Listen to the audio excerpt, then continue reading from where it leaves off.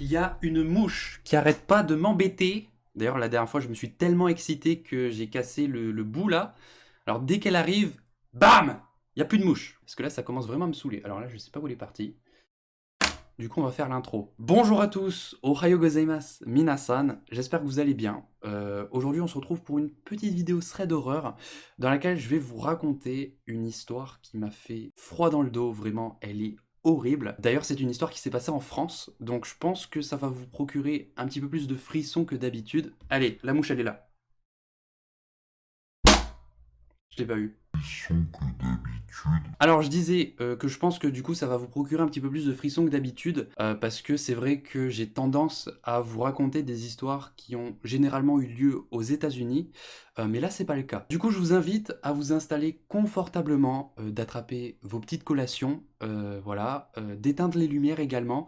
J'espère que vous regardez cette vidéo le soir parce que c'est vrai que le soir on est un petit peu plus réceptif à tout ça.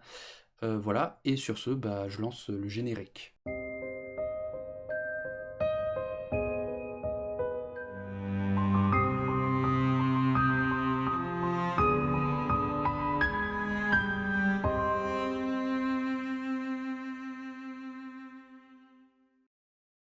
Je vais du coup vous raconter l'histoire d'une jeune femme de 20 ans que l'on va appeler Zoé. Elle nous raconte une histoire qui est toute récente, elle lui est arrivée il y a seulement quelques semaines. Zoé habite avec ses parents dans une maison. C'est une maison qui se trouve dans une résidence et dans cette résidence, il faut savoir qu'il y a 6 autres maisons. Elle nous explique que son portail qui donne sur sa cour est très souvent cassé. En tout cas, il était cassé au moment de cette histoire, ce qui fait que n'importe qui peut rentrer dans sa cour. Il faut savoir que dans sa maison, Zoé a une chambre d'amis qui est utilisée comme salle de soins. Voilà, parce que malheureusement, Zoé a de graves problèmes de santé. Il y a une infirmière qui passe 4 à 5 fois par jour chez elle pour lui faire des soins, dont des perfusions. Et du coup, cette salle, c'est là où il y a tout son matériel médical. Zoé a un chien avec lequel elle est très proche, et son chien a des capacités plutôt incroyables, parce qu'il est capable de sentir à l'avance lorsque Zoé va avoir une crise d'épilepsie, et il est également capable de reconnaître l'infirmière du jour, juste en entendant le bruit des pneus de la voiture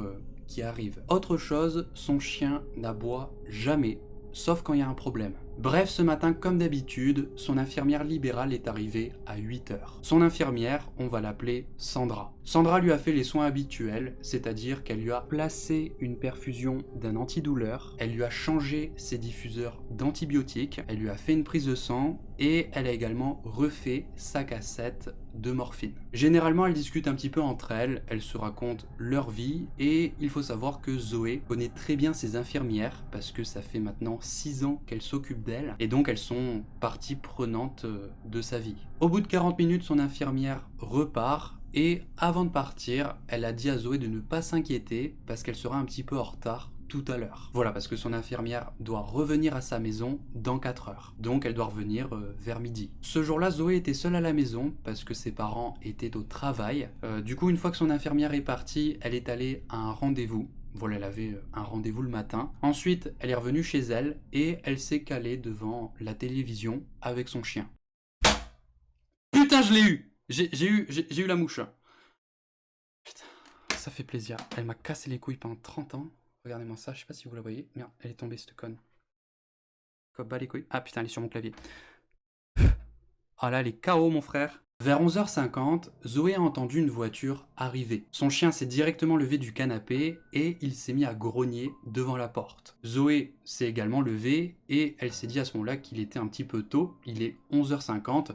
D'habitude, son infirmière arrive vers midi 15, mais elle sait que ça arrive parfois que son infirmière l'échange avec un patient juste avant. Elle a entendu toquer à la porte d'entrée et du coup à ce moment-là, elle était un petit peu surprise parce que d'habitude, les infirmières rentrent directement dans la maison. Donc, elle est allée ouvrir la porte et elle a vu à ce moment-là en face d'elle une femme qu'elle n'avait jamais vue auparavant. Cette femme lui a dit « Coucou, tu es bien Zoé, je suis Camille, je suis étudiante en 3e année d'infirmière. Ton infirmière sera un petit peu en retard, du coup elle m'a dit de venir commencer à préparer. » Zoé ne se méfie absolument pas parce qu'elle a l'habitude de recevoir des étudiants, mais elle est un petit peu étonnée que Sandra ne l'a pas prévenue parce que d'habitude elle la prévient soit le matin ou alors elle lui envoie un petit texto, mais là elle n'a rien fait. Et en plus de ça, Sandra ne laisse jamais un étudiant seul lorsque c'est la première fois qu'il rencontre le patient. Zoé s'est dit qu'elle avait certainement oublié de lui dire, donc elle a laissé rentrer cette étudiante dans sa maison.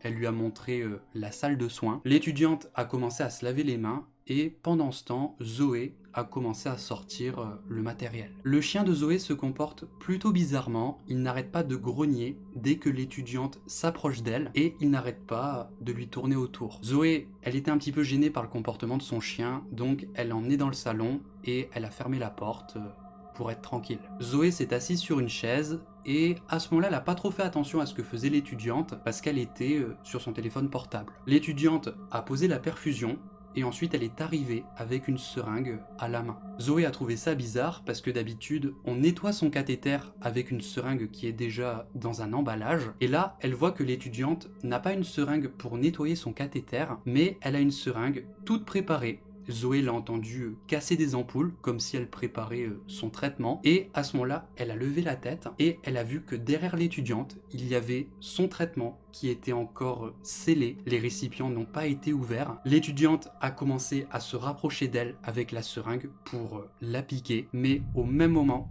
Zoé a reçu un texto sur son téléphone portable. Donc, elle a regardé ses textos, elle a vu que Sandra lui a envoyé un message et sur ce message, il était écrit « Je suis là dans 5 minutes, est-ce que tu peux commencer à préparer le matériel, s'il te plaît ?» Lorsque Zoé a lu ça, elle a senti son cœur sauter d'un bond. Elle s'est immédiatement levée de sa chaise et elle a dit faut que j'aille aux toilettes, j'arrive de suite. Pendant tout ce temps, son chien n'arrêtait pas d'aboyer, il n'arrêtait pas de grogner. Lorsque Zoé a ouvert la porte du salon, son chien l'a directement suivi et du coup elle s'est enfermée dans les toilettes avec lui. Une fois dans les toilettes, elle a envoyé un texto à Sandra. Elle lui a écrit « Il y a Camille, ton étudiante, qui est là.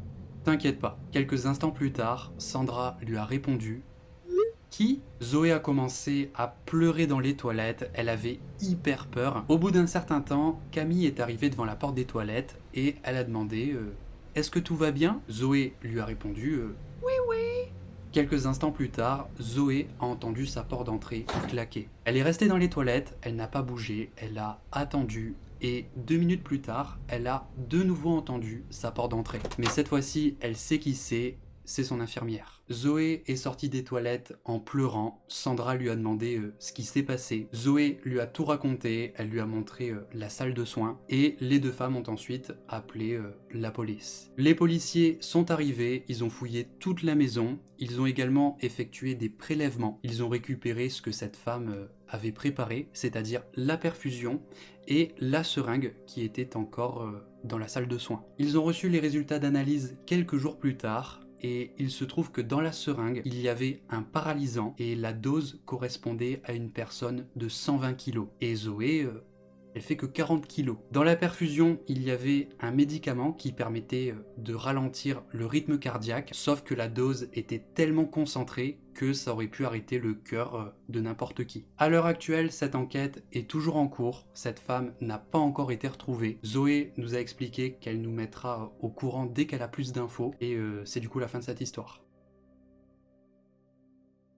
Il y a plein de questions qu'on peut se poser suite à cette histoire. Déjà, comment ça se fait que cette femme connaissait son prénom? Comment ça se fait qu'elle savait dans quelle maison où elle habitait? Parce que Zoé vit dans une résidence où il y a 6 maisons. Comment ça se fait également qu'elle savait que Zoé suivait un traitement? Voilà, il y a plein de questions sans réponse. À mon avis, elle a dû l'observer pendant un bon bout de temps. Les policiers ont formulé une hypothèse. Ils pensent que c'est peut-être une femme qui travaille à la pharmacie parce que Zoé y va très régulièrement pour récupérer ses médicaments. Aujourd'hui, cette enquête est toujours en cours, je l'ai déjà dit, hein. Du coup on en saura certainement un peu plus d'ici les prochains jours. J'avais envie de vous raconter cette histoire parce que je l'ai trouvée terrifiante et aussi parce que je voulais un petit peu vous mettre en garde. Si un jour vous recevez une infirmière chez vous, eh bien assurez-vous que c'est bien la personne que vous êtes censé recevoir. C'est pas toujours évident de vérifier, hein. Mais voilà, restez toujours sur vos gardes parce que ça peut arriver à n'importe quel moment.